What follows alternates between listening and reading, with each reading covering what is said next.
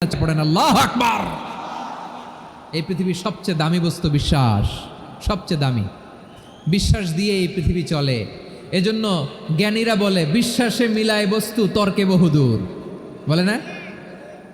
বিশ্বাসে মিলায় বস্তু তর্কে বহুদূর। বিশ্বাসে এই পৃথিবী টিকে থাকে। আচ্ছা দেখেন, ঢাকা থেকে একজন লোক কক্সবাজার যাবে। প্রিয় ময়মনসিংহবাসী আওয়াজ করে বলেন কই যাবে? ডবল ডেকার বাস আছে না, যেগুলোতে ঘুমায় ঘুমায় যাওয়া যায়। তো দেখবেন অনেক প্যাসেঞ্জার বাসে উঠে আস্তে করে ব্ল্যাঙ্কেট নিয়ে কম্বল নিয়ে ঘুম দিতেছে। ঘুম দেখেন তার কি বিশ্বাস ড্রাইভারের উপরে। এই বাস তো তারা চালাইতে চালাইতে নওগাঁ নিয়ে যেতে পারে, এই বাস তো তারা নিয়ে পঞ্চগড় ছেড়ে দিতে পারে, কিন্তু তার কোনো টেনশন নাই। সে দেখবেন ব্ল্যাঙ্কেট নিয়ে কম্বল নিয়ে দিছে জনমের ঘুম। এর কারণ তার বিশ্বাস আছে যে সকালবেলা এই বাস কক্সবাজারেই পৌঁছবে। দেখেন বিশ্বাসের কত দাম।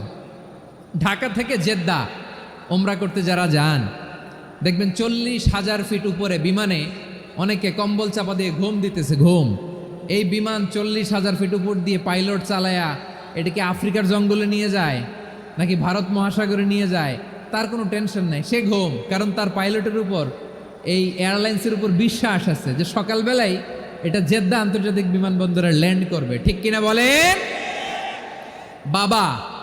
বাবা তার কলিজার টুকরো সন্তানকে, ছোট্ট ছেলেটাকে দেখবেন মাঝে মাঝে আদর করে এরকম শূন্যে ছুঁড়ে মারে। আপনারা মারেন?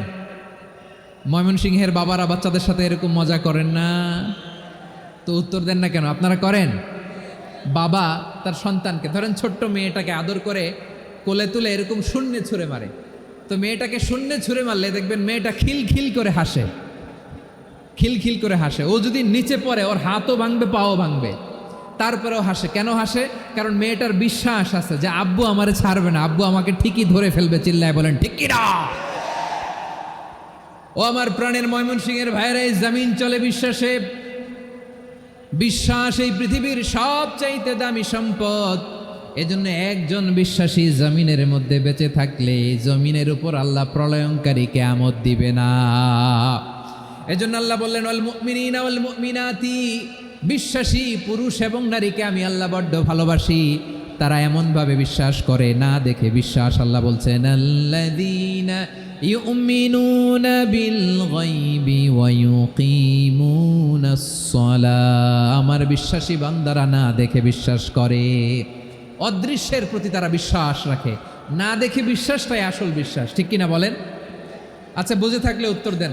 আমার হাতে 3টা চকলেট নিয়ে যদি আমি বলি এই যে আমার হাতে চকলেট, তুমি বিশ্বাস করো? আপনি তো বলবেন করি, কারণ চকলেট তো দেখা যায়। বিশ্বাস না করে যাবেন কই? কিন্তু আপনারা না দেখায়া 3টা চকলেট এরকম মুষ্টিবদ্ধ করে পিছনের দিকে নিয়ে যদি বলি বন্ধু আমার পিছনে ডান হাতের মুঠায় কিন্তু 3টা চকলেট আছে, বিশ্বাস করো? ও না দেখেও যদি বলে বন্ধু তুই যেহেতু বলছিস বিশ্বাস করি, যদি করে এটাই আসল বিশ্বাস। না দেখে বিশ্বাস করাটাই আসল বিশ্বাস। চিৎকার করে বলেন ঠিক কিনা? এজন্য আল্লাহ বললেন না দেখে বিশ্বাস হলো আসল বিশ্বাস। অদৃশ্যের প্রতি বিশ্বাসকে বলে প্রকৃত বিশ্বাস। আল্লাযীনা ইউমিনুনা বিল গায়ব, আমার বান্দারা না দেখে আমি আল্লাহর উপর বিশ্বাস করে। এবার বিশ্বনবী বললেন 6টি মৌলিক কর্মসূচির সারমর্মের নাম যেমনি হলো ইসলাম, ঠিক তেমনি 6টি মৌলিক বিশ্বাসের বিষয়ের উপর ঈমান আনার নাম হলো বিশ্বাস। সুবহানাল্লাহ বলেন। 6টা মৌলিক বিষয়ের উপর যদি আপনি বিশ্বাস রাখেন এটা হচ্ছে ঈমান। সেটা কি? সাইয়েদনা জিব্রাইল বললেন ইয়া মুহাম্মদ আখবিরনি মাল ঈমান, ঈমান কারে বলে বলো। আল্লাহর নবী বললেন আন তুমিনা বিল্লাহ, আল্লাহর উপর ঈমান আনবা। কার উপর?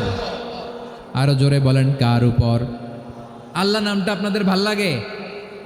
আল্লাহর জিকির যে করছেন কেমন লাগে? সবাই মিলে গলা ছেড়ে আল্লাহরে ডাক দেন তো, বলেন আল্লাহ। আরো জোরে আল্লাহ। প্রাণ খুলে একসাথে ইয়া আল্লাহ। আল্লাহ নাম যতই জপি ততই মধুর লাগে, নামে এত মধু থাকে কে জানি তো আগে। আল্লাহ নাম যতই জপি, ও নাম জপে প্রিয়তম, ও নামে জপে মজনু সম, ওই নামে পাপিয়া গাহে হৃদয় গোলাপে বাগে আল্লাহ নাম যতই জপি। সুবহানাল্লাহ বলেন। আল্লাহর নাম এত মধুমাখা নাম, এত জাদুমাখা নাম, সব নবীরা এই নামের জিকির করেছেন, সব আল্লাহর ওলিরা এই নামটি জপেছেন। এজন্য এই নাম জপলে হৃদয় শান্ত করে দেয় কে? এজন্য আওয়াজ করে আল্লাহরে আবারও ডেকে বলেন ইয়া আল্লাহ।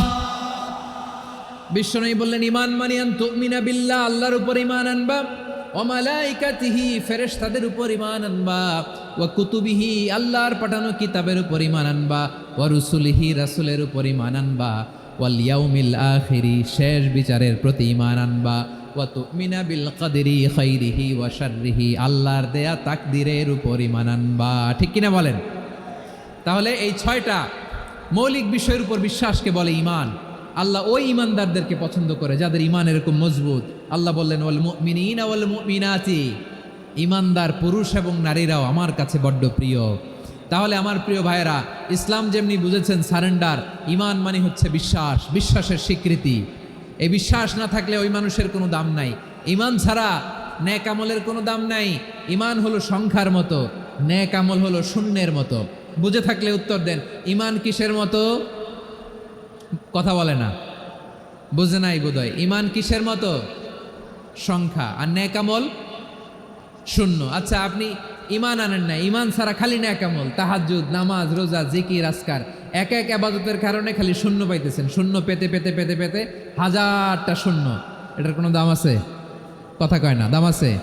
কিন্তু আপনি ঈমান আনার পর একটা সংখ্যা পেয়ে গেলেন, এক। এবার নেক আমল করলেই একের পাশে শূন্য বসে গেলে কত হয়? 10। এবার আবার দান করলেন, আরেকটা শূন্য পাইছেন, কত হইছে?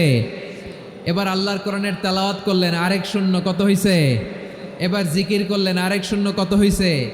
আবার ভালো কাজ করলেন, আরেক শূন্য, কত হইছে? এখন যত সৎকর্ম নেক আমল করেন, শূন্য যত বাড়ে, এটার দাম আছে না নাই? এজন্য আমার প্রিয় ভাইয়েরা, ঈমানের দাম সবচেয়ে বেশি। ঈমান হলো সফলতার মাপকাঠি।